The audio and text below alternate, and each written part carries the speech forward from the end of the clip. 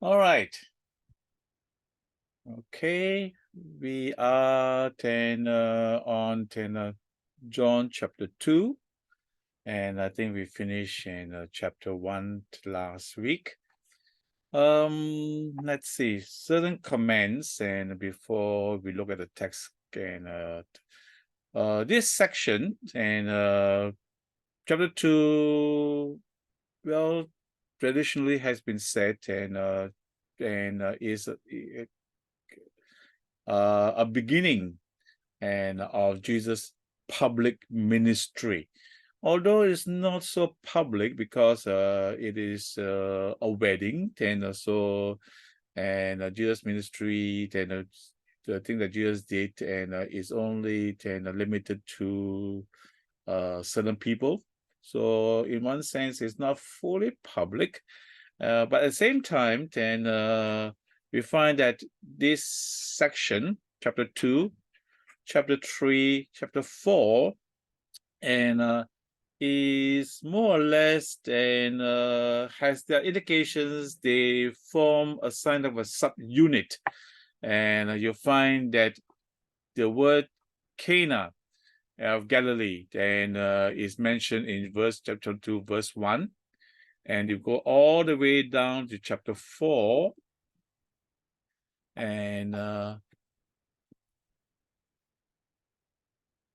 the end of chapter 4, we find that after Jesus done everything, okay, let's see. Once again, he visited Cana of Galilee, and so this was a second sign. So it kind of what we call, these are indications. People in those days don't read, and so when they hear the story,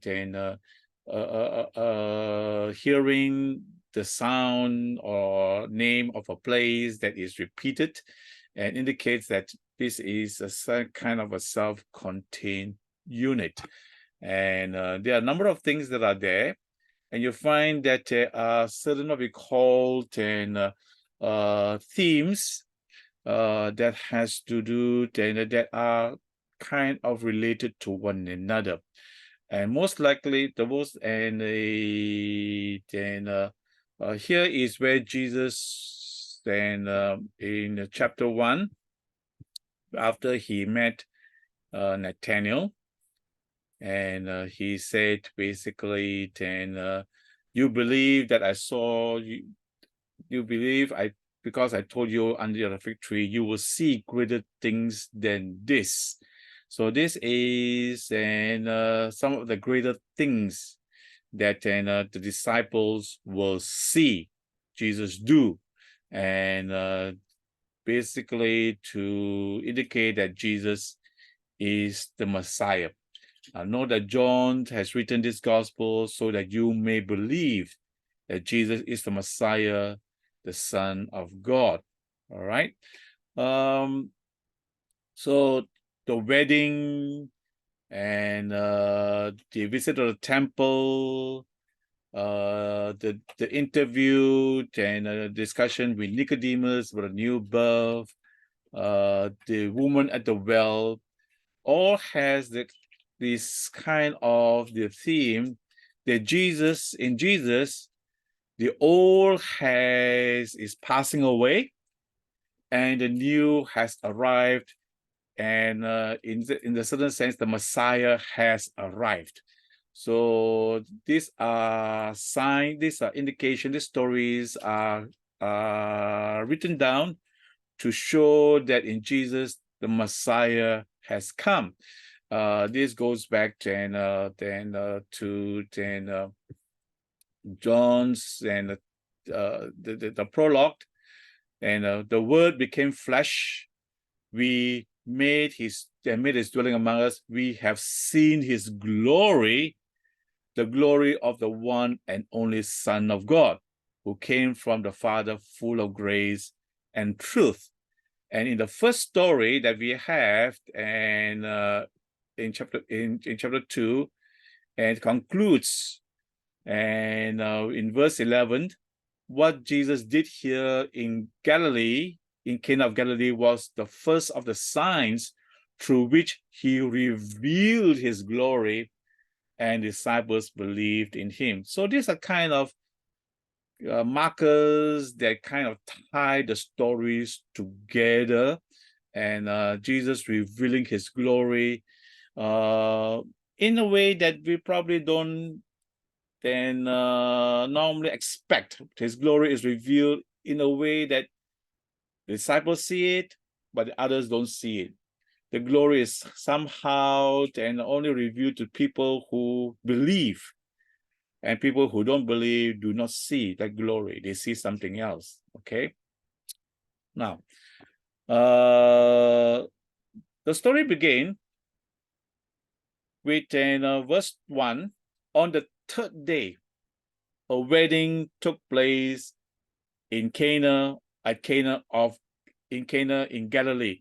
They translate Cana in Galilee. That is not probably the better, I prefer translation. The Old English Revised Version, and says that on the third day there was a marriage in Cana of Galilee.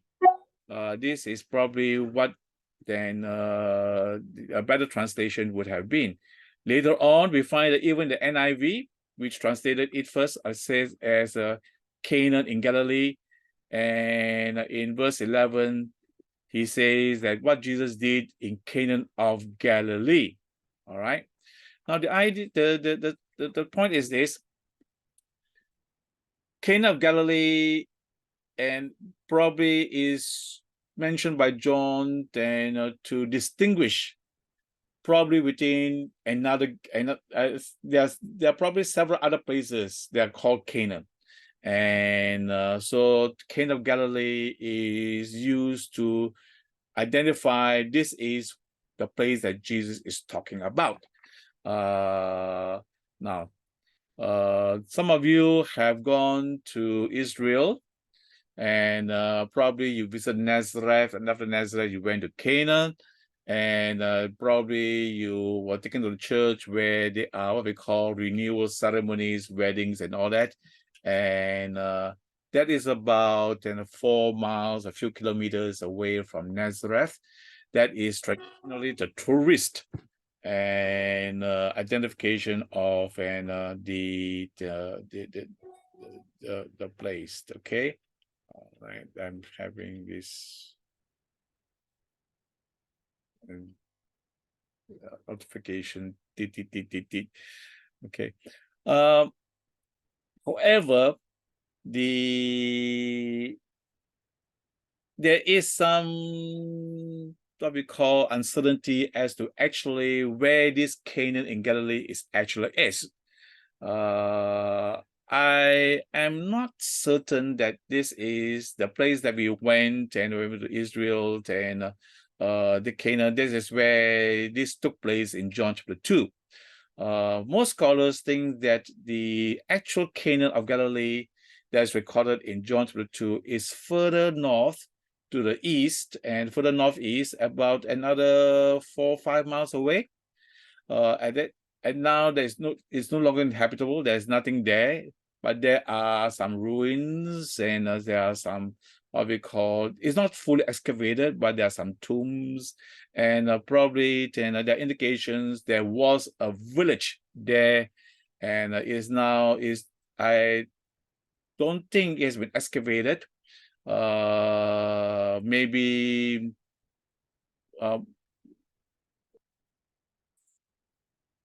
maybe they're excavated now. I'm not too sure, but as far as I know, from when we visited that place, it's not been excavated at all. So this is Canaan of Galilee. Okay, so I think there are a number of other places as well. I think the scholars and think that there are 4 different places that claim to be the place where it happened. Okay, that's not so important, and the more important thing is that this is the place where Nathanael, and is probably Nathanael's hometown, And so this is where it links and to the previous what we called, and there's no mention of Nathanael from Canaan at this point, but you'll find it in chapter 21. Nathanael is, and Jesus, when it appeared to disciples, happened this way. There was Simon, Peter, Thomas, Nathanael from Canaan in Galilee. So that is then an indication that this is Nathanael's hometown, and so it is nearby Nazareth, and quite near, about 10 miles away, and not that far away. Okay. So there is kind of a linkage there. There's also a linkage that this little phrase here, on the third day. We have already then, okay, on the next day, there are 4 days, and in chapter 1, then there is on the third day, and some would say there's some significance that all these events happen within a certain week, 1 week, and of Jesus' early ministry, and try to tie it into Genesis chapter 1 and the week of creation. So this is the new recreation kind of a theme. Anyway, on the third day is a very interesting thing. Whether it's just I think in John's gospel, there's a lot of symbolism. There is a lot of occult and clues, and so even though there are a lot of this what we call debate and disagreement among scholars, something is just a time indicator, but others saying that there is, and on the third day, this indicates that this is all part of a week of happenings that happened, and it kind of sums up and Jesus' disciple making, because on the second day Jesus goes out, and you have then Andrew and another disciple came and followed after Jesus. On the first day, then John points to Jesus and says that he's the one that I speak of. And then at the end of this third day, or the seventh day, and the disciples believed in Jesus. And so there's a kind of verse 11. What Jesus did here in Cana of Galilee was the first of the signs to which he revealed his glory, and disciples believed in him. And so that probably is a kind of indication that the significance of this. So all this happened, and within that 1 week, and that happened, and this is the week of Jesus starting ministry. Now, anyway, there was a wedding. There was a wedding that took place. Very interesting, and wait for John to start his gospel. Jesus has go preaching. Jesus has go proclaiming the kingdom of God is at hand. Jesus attends a wedding, and now he says that Jesus' mother was there, and then Jesus and disciples had also been invited to a wedding. And the curious thing is that why was Jesus' mother there? And why was Jesus also being invited to a wedding? So some will say that, no, well, Cana is very near Nazareth anyway, and probably there are some familiar connections or maybe close connections, friends, and but the idea is that Jesus might be related to the couple that is married. This is given more credence when Jesus and Jesus' mother seems to be in some way quite involved in the wedding proceedings. And in verse 3, when the wine was gone out, Jesus' mother came to say to him, they have no more wine. So why would Mary be involved in that unless she is somehow involved in helping out?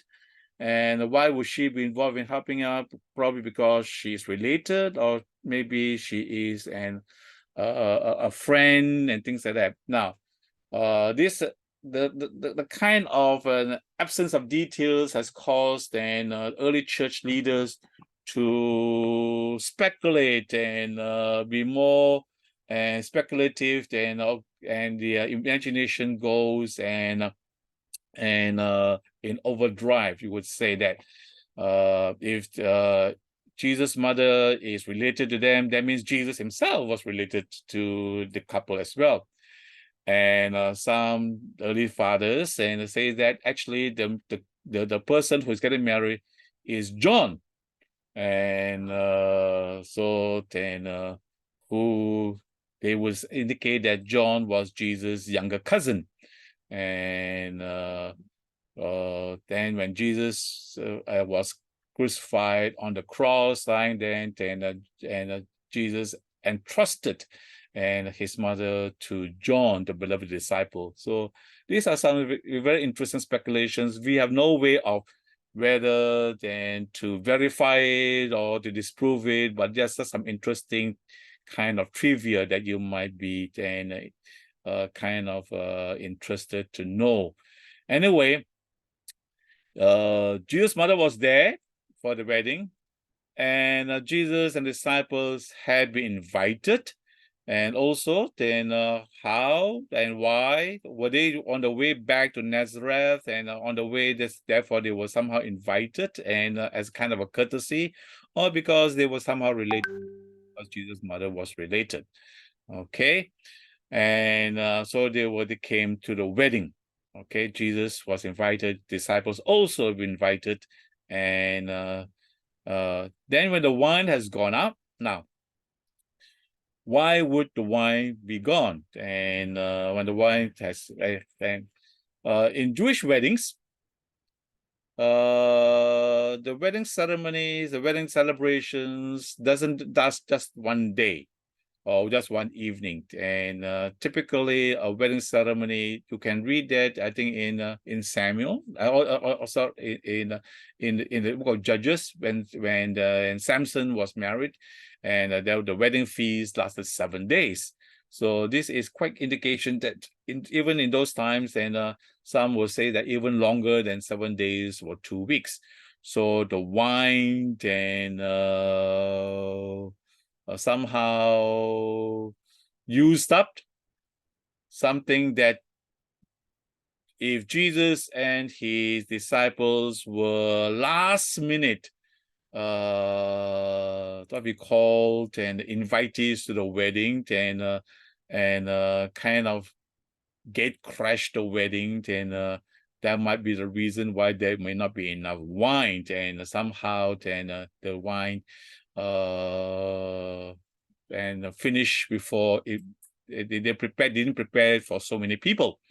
And so in a Jewish wedding, the wine is very, very important. Wine is the essential part of the celebration. No wine, no celebration. Okay. Now,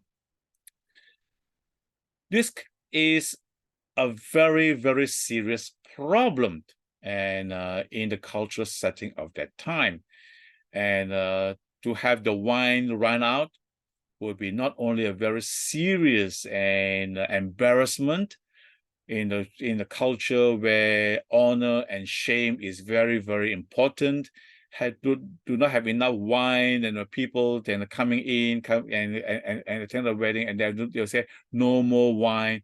It brings terrible shame to the family and to the couple and to the bridegroom especially. There are also some indications that sometimes there are some cases that if you don't have enough wine to a celebration, it might not only cause embarrassment, it might actually cause lawsuits to be filed, and possibly by the bride's family. You are supposed to have and provide provisions, and if you don't have enough wine, then the bride family could sue the bridegroom's family for not doing that. And in some sense, sometimes there's also some indication that the guest may also be involved in that lawsuit as well, because in those weddings, there are a lot of gifts that you do, and so the gifts are given to the family to prepare for the wedding, and they contribute gifts, and you are supposed to use those gifts to prepare for the celebration. And usually the gifts will be sufficient, and also if you do not have enough wine, maybe you are not you are using the gifts and in a very selfish reason, and not using the wine and the gifts for a proper thing. So basically what I'm saying is that when the wine gives out, when the wine is gone, it becomes a major problem. So Jesus' mother came to Jesus and said, they have no more wine. All right. If Jesus and the disciples were late comers, and maybe when they're coming, they didn't know there was a wedding, they didn't send the gifts ahead of time, they didn't contribute to that. So maybe Jesus and Jesus' mother and kind of laid responsibility and went to Jesus, says, you guys are responsible for not enough wine. And but Jesus replied to her and says, woman, why do you involve me? My hour has not yet come. Now, this response of Jesus is baffles some people. And isn't Jesus rather rude to call his mother and woman? The NIV in 1984 tried to help out this by translating it and say, dear woman, why do you involve me? And I think then their sense is that they try to tone down the kind of the abruptness, but I think that probably then make matters even worse, and because it might come across as Jesus being patronizing to his mother. And it says, and they say, woman, then they change a dear woman, and it is kind of patronizing maybe, and that's why the NIV and responded back and changed it back to woman. Okay, now one thing you'll note in Gospel of John, Jesus' mother was never named. In other Gospels, you have it was named as in Luke's Gospel, in Matthew's Gospel, and Jesus' mother is mentioned is mentioned as Mary, but in John's Gospel, it just says mother of Jesus. Okay, and all throughout, and there are not many references, but it's always her name is never actually mentioned. Okay, why? Well, your guess is as good as mine. But the idea of Jesus addressing his mother with the address as woman might sound rude to us, and in various cultures, in Western culture as well as probably in Asian culture as well, but not necessarily so in Greco-Roman culture and even Palestinian culture. It is basically a formal and a respectable way to address your mother, or what we call a woman, a lady. And but it's still strange, it's still unusual for a son to address his mother as woman. Not disrespectful, but rather unusual. There are no indications that we have that of any man calling his mother woman. So why did Jesus do that? Okay, and the most likely reason, and again, this is a scholarly guess, and is that And whereas Mary is presuming on what we call the familial kind of relationship with Jesus, Jesus wants to point out to her that once he started in his ministry, family relations do not really and come to matter, and doesn't really matter in the scheme of the kingdom of God. And so Jesus is putting a distance between her and him, not in respectful way, because even in the last scene, then when Jesus died on the cross, he also said to her, "Woman, behold your son." And then he said to the disciple, "Behold your mother." So there's no disrespectful, but it is probably a way of distancing and of cutting what we call in familial or biological relationships. In the kingdom of God, those things become secondary. And the other one is, why do you involve me? And what has this to do with me? Now, why did Jesus' mother and tell, and there was no actual request. There was no actually what we call Jesus' mother just simply said they have no more wine. But the implication is that Jesus' mother and Mary presented this knowledge and this and information to Jesus, probably with expectation that Jesus will do something about it. But again, there are no indication that Jesus did any miracles at this time.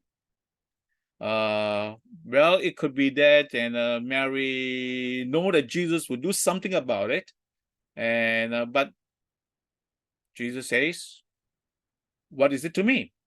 Why do you involve me?" Again, this needs to a little bit of clarification and explanation. Then the idea of Mary wanting to involve Jesus and asking Jesus to do something, and Jesus says no. And in a very what we called oblique way, very indirectly way, and that Jesus can ministry, Jesus' work shall never be at the instigation or determined by anyone, but except by his Father. He says, Jesus later on in the gospel, he will say that, and my Father works, and I see my Father work, and you work. See, basically, everything he does is at the instruction of his heavenly Father. And the disciples came later on in John's gospel, says Lazarus is sick and very sick. Let us go. Jesus says no, he's not. His brothers, are you going to the festival and to make a son? No, he says no. Then he goes, and in Lazarus' case, he goes afterwards. But the idea is that Jesus will not do what he does because people want him to do it. He will do miracles. He will heal people. He will take action when he get instruction from his Father. And that is the reason why he says that my hour has not yet come. And many times you'll find that phrase, my hour has not yet come, and it's repeated throughout the gospel. In this case, he says, my time is not yet. And Jesus is one person, and in John's gospel, that always and does what he does, not in response to people telling him what to do, even his mother, and request, and but he is following the instruction of his Father. However, in verse 5, his mother, response is quite interesting too. His mother said to the servants, do whatever he tells you. Mary doesn't seem to be then annoyed or put off. Then probably Mary understands and the situation, the mild rebuke and the mild what we call distancing, and recognizing that then she was put in her place, and but she is confident that Jesus at the proper time will do what his father instructs him to do. So she goes and tells the servants, whatever he tells you to do it. Okay. Verse 6. Nearby there were 7 stone jars of the kind used by Jews for ceremonial washing, each holding 20 to 30 gallons. And there were stone jars that was used by Jews for ceremonial cleansing. Probably they were dead, and so when they come to the house and you need to do cleansing and clean yourself before you eat, and in between meals you need to do cleansing, and so this was for ceremonial cleansing. Those large jars actually, and each holding about 20 to 30 gallons, or 2 to 3 measures in Greek, and they're about 20 to 30 gallons. So altogether about 120 to 180 gallons, a lot of water. Okay, the indication there were stone jars, and they are stone jars because they are used for ceremonial purposes, for purification. And stone jars are less likely to be contaminated from clay jars. Clay jars can get what we call and contaminated, and therefore and cleaned and not suitable for purification. So stone jars are much more suitable, and they are the kind used for the Jews for ceremonial washing. And Jesus tells the servants, fill those jars with water. Whether the jars were empty or whether it's half filled, and Jesus tells them, you fill them with water, fill it to the brim. So they fill it to the brim, fill it up with water. And then he tells them, take some out and take it to the master of the banquet. The master of the banquet is probably not a head servant, because we find that he later on can call the bridegroom aside and kind of rebuke him mildly, and he said to the bridegroom in a much more what we call in equal terms. A head servant would not be able to do that kind of a thing. So it could be probably someone who is a trusted friend and who is the master of ceremonies, who is in charge of the celebrations and in charge of of the preparation, especially of the food and the wine, and the master of the banquet. That is what the translation of the NIV has done. So they did so. They took it to the master of the banquet. The master of the banquet tasted the water that had been turned into wine. He did not realize where they come from. In fact, he didn't probably realize that the wine has gone out. And Mary did, because she was probably involved in the kitchen and in the less public space and preparing the wine before the guests knew that the wine has run out. She went to tell Jesus before anyone found out, and Jesus basically changed the water in the wine. Now, very interesting thing that we need to note here is that there is no outward performing of the miracle. Okay, Jesus didn't lay hands on the pot. Jesus didn't pray over the water. Jesus just tells the servants, fill the jars with water and fill it to the brim, and then draw some water. And so when did the miracle happen? We don't know. Okay, but anyway, by the time the master of the banquet tastes the water, it has been turned into wine. And then he didn't realize it. They called the bridegroom aside and says, everyone brings out the choice wine first, then the cheaper wine later, so that the guests who have too much to drink or become drunk, and they won't be able to discern what we call the cheaper wine. And so you serve the best wine first, and after you have then serve, or maybe the best wine is for the VIPs and all that, and then later on you serve the cheaper wine.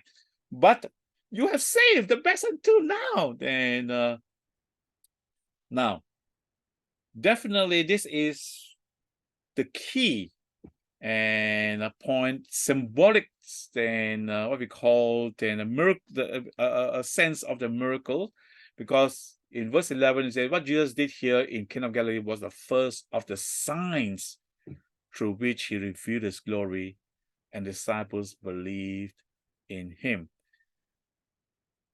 In the Synoptic Gospels, Matthew, Mark, Luke, and miracles are called miracles. They are called powers. They are called miraculous wonders. They are called wonders and all that.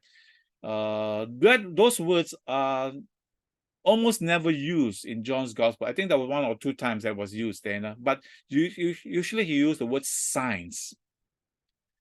Signs. That means signs signifying something else. So the miracles are not just miracles in itself. The miracles are meant to signify something. It's needed to symbolize something. And something that the waters of in the jars, and the water in the purification jars represent what we call Judaism, that's supposedly to what we call the old religion. The waters of Judaism has been transformed into the wines of the Messiah, of Christianity, so to speak. That seems probably, but I think that is something that is probably more reading backwards. The verse 10, what we call the comparison that what we call the master of the banquet says, everyone brings the first choice wine first, then the cheaper wine afterwards, but you have saved the best till now. So the comparison is not between water and wine. It's between the wine that was served earlier and the wine that is served now. So then that has to do more of what we call just the idea of a change from Judaism to Christianity, but rather it has to do with what what Jesus said in other gospel says, new wine and new wine skins. You have the new wine now. What Jesus is bringing is the new wine, and the old wine no longer serves its purpose, but now the new wine, the old wine has run out. Now Jesus gives you the new wine, and not only new wine, the new wine in abundance. 20 to 30 gallons per stone jar. So altogether you have 120 gallons of wine. In the Old Testament, and there is this expectation when the Messiah comes, there will be so much rejoicing, there will be so much wine, there will be so much abundance. So this is a messianic sign that reveals Jesus' glory. Okay, and go back to chapter 1, and we have the Word became flesh and made his dwelling among us. We have seen his glory, the glory of the one and only Son of God, who came from Father, full of grace and truth. Out of his fullness, we have received grace in place of grace already given. And for the law is given through Moses, but grace and truth come through Jesus Christ. So this is the glory that disciples saw, and they believed in him. So they saw that Jesus comes and bring the best wine as compared to the old wine that was prepared, that represents what we call then the blessings of the Old Testament and the Old Testament period. So Jesus comes and the old, now we have new wine. The September Gospels talk about the new wine, the old wine, new wine, and all that. But here is actually in a miracle way to show and that Jesus comes to bring the new wine. So what Jesus did, this was the first of the signs that he did by revealed his glory. Disciples believed in him. And after this, he went down to Capernaum with his mother, disciples, and they stayed there for a few days. Okay. The next event, okay, which is also closely related to this, is that when it was almost time for the Jewish Passover, how long it is, we don't really know. Jesus went up to Jerusalem. Okay, went up to Jerusalem. There in the temple courts, he found people selling cattle and sheep and doves, and others sitting at the what we call tables exchanging money. So he made a whip of cords and drove all out of the temple courts, both sheep and cattle, and he scattered the coins of the money changers and overturned tables. To those who sell doves, get these out of here. Stop turning my father's house into the market. The disciples remembered this was written, zeal for your house will consume me. Then the Jews respond to him, what sign can you show us to prove you have authority to do all this? And Jesus answered, destroy this temple and I'll raise it up in 3 days. They replied, it took 46 years to build this temple. Are you going to do this in 3 days? But the temple he is spoken of was his body. After he was raised from the dead, the disciples recall what he has said. Okay, then they believe the scripture and the Jesus that he has spoken. And now while he was in Jerusalem at the Passover feast, many people saw the signs that he performed, believed in his name, but Jesus did not entrust himself to them, for he knew all people. He did not need any testimony of mankind, for he knew what was in each person. There are a number of things that are happening here.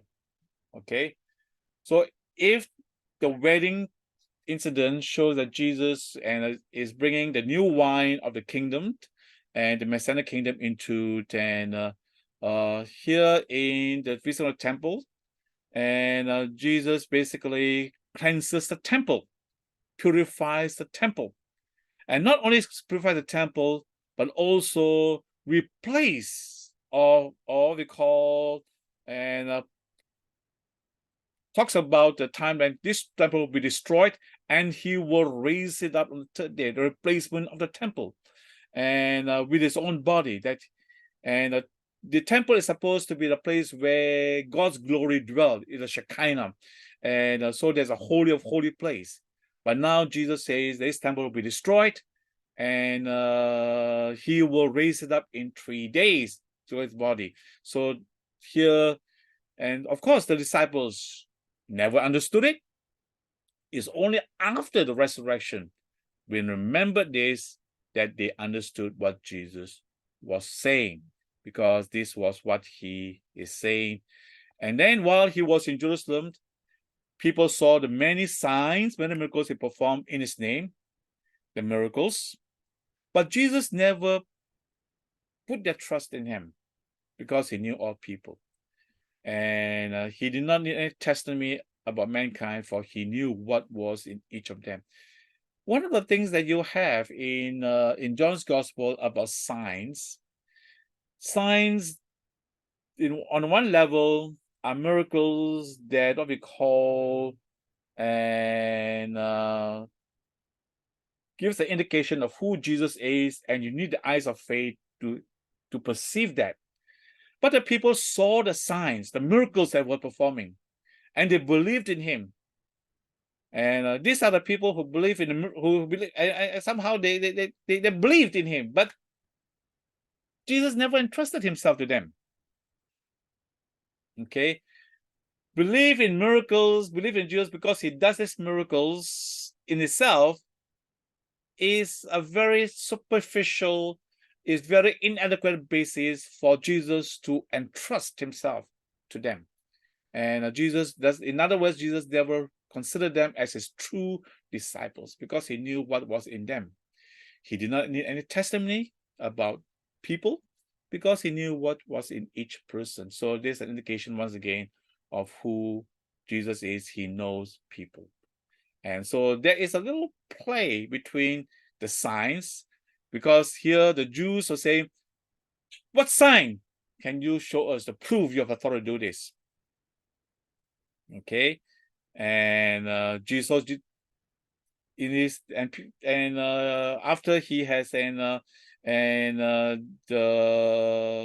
cleanse the temple, they saw many signs, and many people believed in him, but he never really entrusted himself to them. Okay. All right. Now,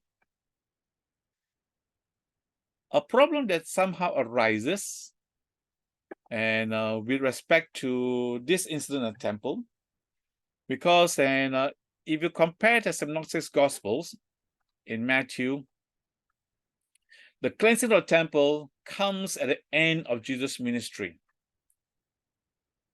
In Matthew, in Mark, in Luke, in chapter 21 in Matthew's gospel, in Mark chapter 11, and in Luke chapter 19, verse 45, and chapter 19.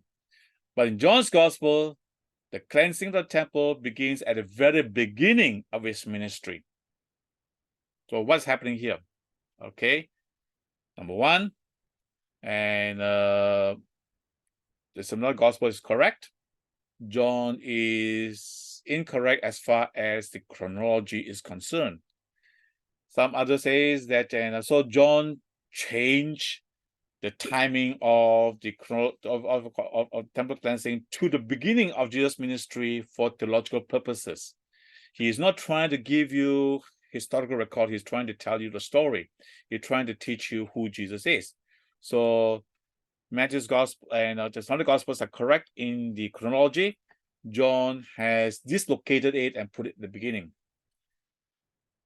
The other situation could also be correct, and John is correct in his chronology, and the synoptic gospels have changed the chronology because Matthew and Luke basically follow Mark's gospel, and Mark has changed it for theological reasons the other way around. So what you can argue about John changing it, you can also argue about Mark changing it, and from the actual record and for the story.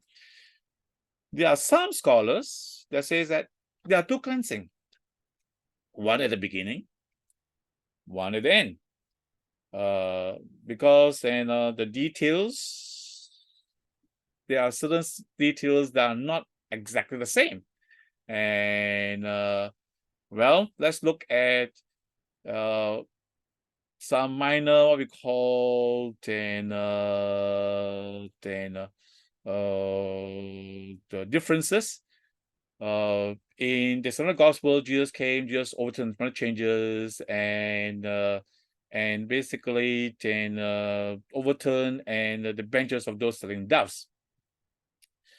There was no mention about cattle and sheep, but in John's Gospel, you have the cattle and the sheep. Then also in verse 15 of John's Gospel, he made whips of cord and drove them out. In Matthew, in Mark, in Luke, there's no mention about Jesus whipping them. Jesus just drove them out. Okay. And the cattle and sheep, yes, they scatter the coins. But he make a difference between chasing those of the sheep and the cattle, and then those who sell doves, he tell them to get out. Okay, stop turning my father's house into a market. In the similar gospels, he said, quote scripture, "My house shall be called a house of prayer, you have made into the den of robbers," and accusing them of what we call of corruption, so to speak, of thievery. But there was no such thing in John's gospel. He said, "Get out here, stop turning my father's house into the marketplace." And there's no indication there was anything going wrong. It's basically legitimate business, and they were just doing things basically they've done that. In the Synoptic Gospels, there are no what we call response and reaction from the authorities or anyone.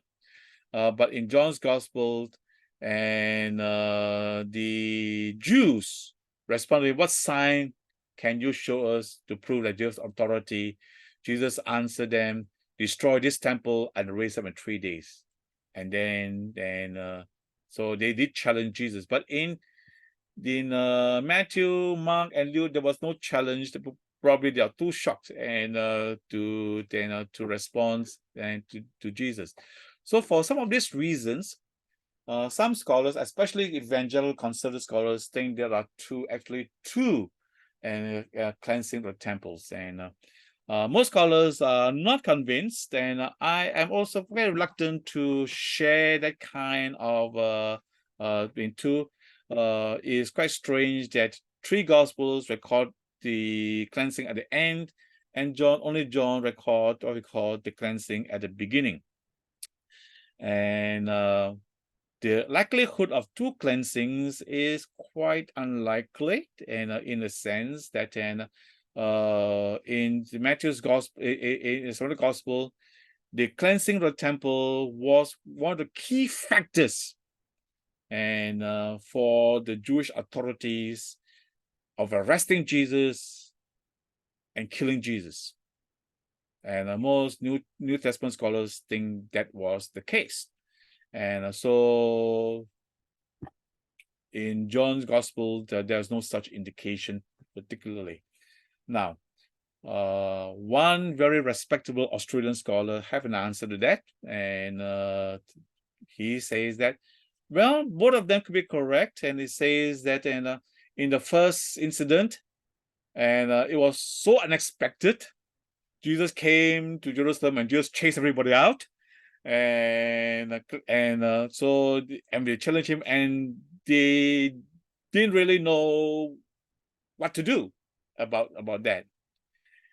3 years later, when Jesus came back to Jerusalem and did the same thing, this time the authorities were prepared. And so at this time, they decided to arrest him and kill him and all that. So that is one possible scenario.